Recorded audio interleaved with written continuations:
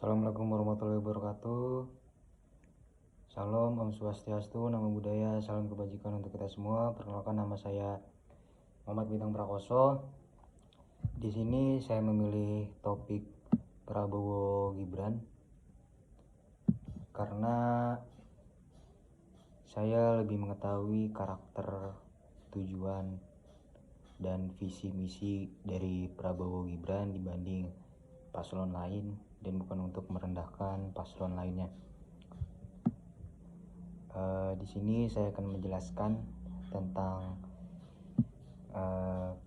analisis kepemimpinan dari Prabowo Gibran.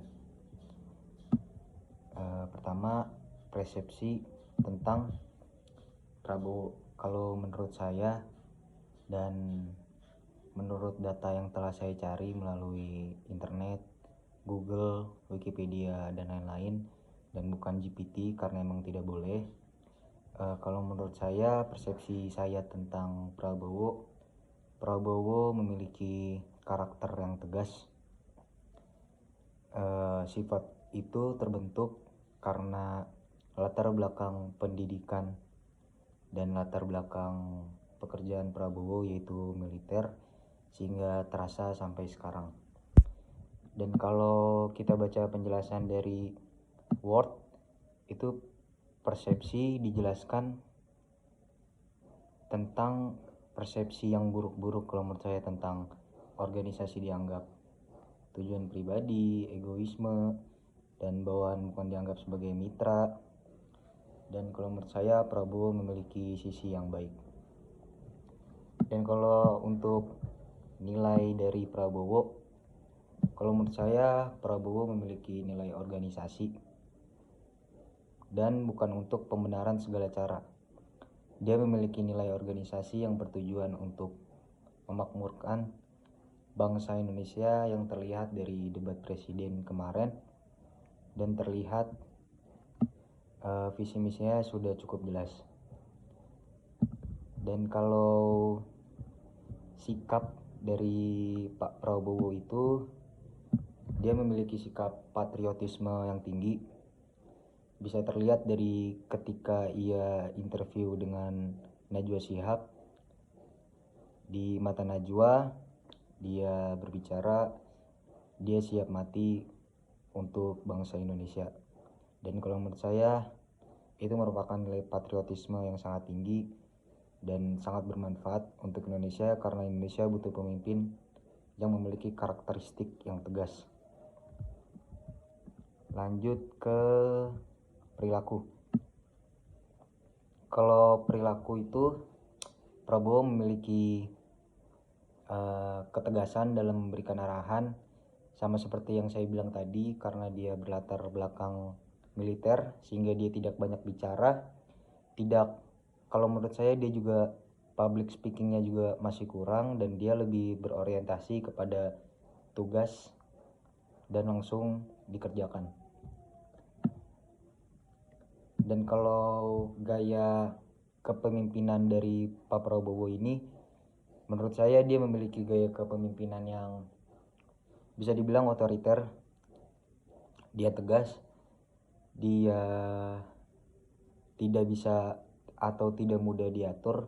Terlihat saat debat presiden, emosi dia sering tidak terkontrol, nada bicaranya tinggi, dan menurut saya itu plus minus dari sifat tersebut.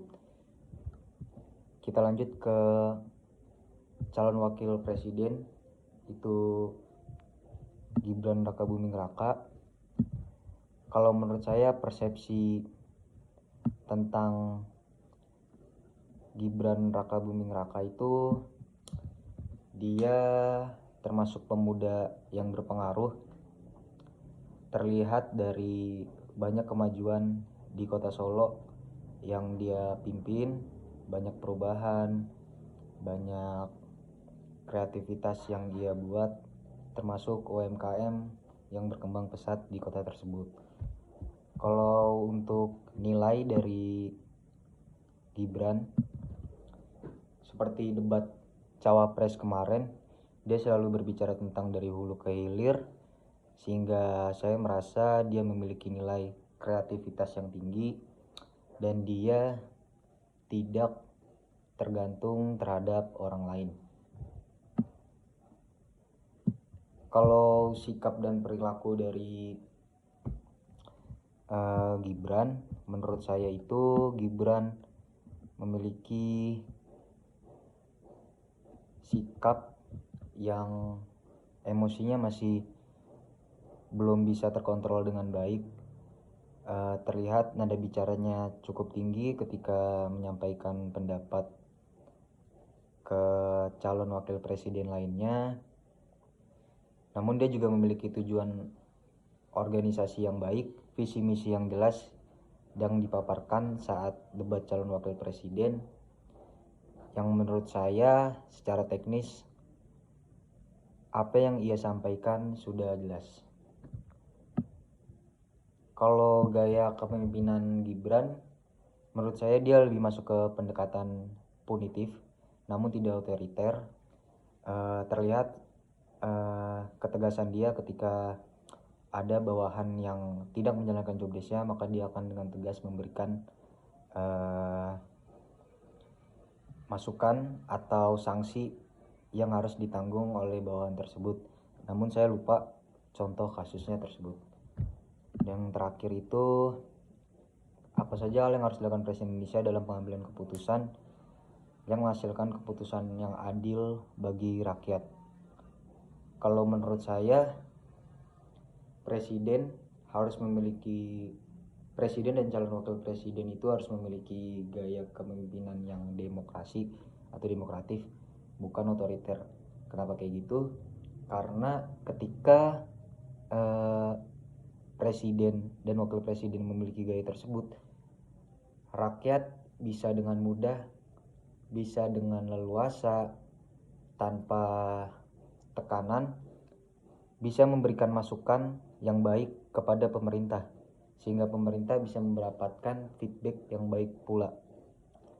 Dan kalau untuk keputusan yang adil, pemerintah juga harus tegas terhadap apa yang ingin dikerjakan. Ketika harus A, maka A. Dan pemerintah juga harus menentukan pilihan dengan memprioritaskan kepentingan yang lebih baik tanpa menyampingkan kepentingan lainnya. Sekian penjelasan dari saya, kurang lebihnya mohon maaf. Wassalamualaikum warahmatullahi wabarakatuh.